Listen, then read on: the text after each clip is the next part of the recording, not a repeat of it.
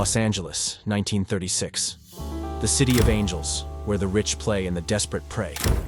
Tonight, it's got another sin to its name. Matilda Lancour, Hollywood socialite, golden girl, found dead in a ransom job gone south. The coppers are swarming, the press are circling, and the whole town's whispering. But this ain't your mess to solve. It's your mess to tidy. When the deal goes bad, when the blood hits the floor, when someone needs a problem to disappear, they call you. No badge, no questions, just a mop, a bucket, and a job to do. You are the cleaner. So another murder in Hollywood in the golden age, only this time less need for the sleuthing hat and more need for the sleuthing mop. Cleaning in a board game, that doesn't sound too much fun, but trust me, this is actually going to be a lot more fun than it initially sounds. I first played this game back in... It's probably one of my first dabbling in solo games, so I thought it'd be intriguing to go back to it now and just see how it has changed from my point of view. Now I've played a lot more solo games. It was then and is now an unpublished print and play game, and I play it with kind of scavenged components from other games, so it doesn't look amazing. But it does create a theme, and it's an original idea that in all the years since I don't think has been replicated at all, which I find a little bit surprising. I also find it kind of hilarious just how bad the contract killer must have been in this game before you turn up as a cleaner. There's 2 murders to clean up, one of which is much harder, but in both there's a dead body and a murder weapon, which are your kind of cleaning priorities. But in both cases, there's blood and evidence splattered all over the rest of the house. So while I ponder just how bad an assassin you need to be before you do get fired, have a watch of this and you can see what the cleaner is all about.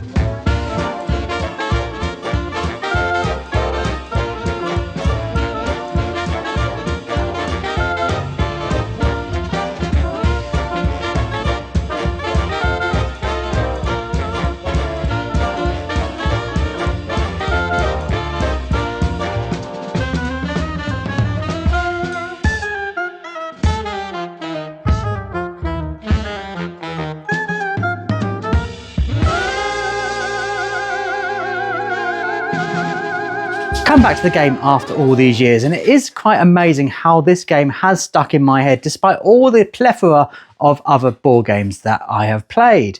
Yes, it does look a bit ropey despite my best efforts, but at the core of it there's still a really great, fantastic solo game here. I do think that with solo games you have to increase the pressure on a player as the game progresses. And at the start it seems like you've got ample time to do all the cleaning you want to do. But come the end, huge risks have got to be taken to kind of clean up in time before those cops comes. And that's when the second phase of the game kicks in. The police have arrived to unearth your crime scene and you're left wondering, have I done enough to help people get away with this horrendous murder? Despite being able to pick 4 different actions from 6 options, at the start you're mostly getting into the pattern of doing the same thing over and over again. You draw cards, which are the cleaning products, you then activate them and success is determined by a dice roll. If it goes badly, you repeat the first 2 again, but if it goes well, you start to collect cubes. For your next action, you'll start to split and combine those cubes, which you can then use when you start cleaning. But this kind of gaming loop does quickly unravel when you realise you've got tougher stains to remove, and then you have to really put in some Mr. Muscle, and that's when the true puzzle of the cleaner really does rear its head. You'll lose most of your time when you're playing by withholding cleaning cubes from one turn to another. Ideally, you have none left on your board after 4 actions, but that isn't possible for long. You have to balance how much time you're willing to waste in the hope of having a huge cleaning attempt on a subsequent round. Now, since I first played this game, I've played an awful lot of solo games, and I've found my real frustration to come from dice rolling. But only dice rolling if you don't have ways of mitigating that luck. I mean, games like Final Girl and Hostage Negotiator, I think are wrongly accused of being just lucky games. The secret to those are the ways you can mitigate your luck, the ways you can manipulate those dice so you can become the master of your own destiny, and that's something that doesn't really work quite so well in the cleaner. For the majority of card draws in the cleaner, your success is about 50-50. Now, you can mitigate this luck by discarding a cube from your player board, But the problem comes when you're actually playing that card to get cubes in the first place. The one thing you're trying to get then is the thing you have to discard to mitigate and change the dice roll. It doesn't quite work. But that aside, there are some things I really do love in the cleaner. For one, it does the name of the game really well. You do feel like you are cleaning up a crime scene. As you place your cubes down, you get to remove that bit of evidence, and it does obviously visually come off the board, and by the end of it, your blood-spattered crime scene should look an awful lot cleaner. And the card draws are really interesting too. Not all of them are just cleaning products. Some of them have effects that you can play out. Others you can kind of combine to do one sort of super mega clean. But that's obviously going to take up both spaces on your card availability sections. But the most exciting kind of part comes when you have to decide when you're going to get out of that crime scene. You have a time track that slowly ticks down depending on what items you're playing, how much success you have. And when that reaches 0, the police are going to arrive whether you want them to or not. If you're there, they're going to arrest you because you're covered in blood using cleaning products on a murder scene. Not a good look for you. So you need to get out of there before you get to 0. But when do you go? You can only go at the start of your turns. You have to weigh up how bad can this turn go? How many negative time effects can I have which will trap me in the scene? Or can I devote some more time to cleaning? Because the more you clean, the more successful you are going to be in the game. There's this really exciting bit at the very end. It's a game kind of divided into two halves where the police arrive and start looking around the scene and specifically looking at all the tiles you haven't completely cleared yet. On each available space, there obviously will be a colour. And for each one of those, you have to roll a combination of dice simultaneously.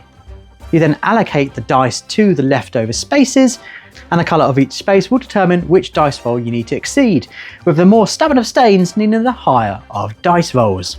And it's a really tense and dramatic finale when you realise you would have totally got away with it if you hadn't left that tiny stain of blood on that almost insignificant rug. And that does remind you just how thematic the cleaner really is. There's no story here beyond the initial case notes. There's no revealing of text to advance your plot. It's more likely the story you come up with yourself.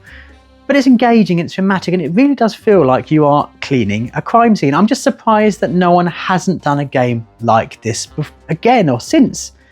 I'd love for a developer like Van Ryder Games to pick up this game, iron out some of the annoying frustrations, give it a completely overhaul in terms of aesthetic, and give it the love that I really think it deserves. I can see why I loved it so much time ago, and now I really do love it, even after playing so many different and varied solo games. It needs some love, it needs some work, but the bare core bones of this are fantastic, tense and exciting, and I think they're all good ingredients for a fantastic solo game.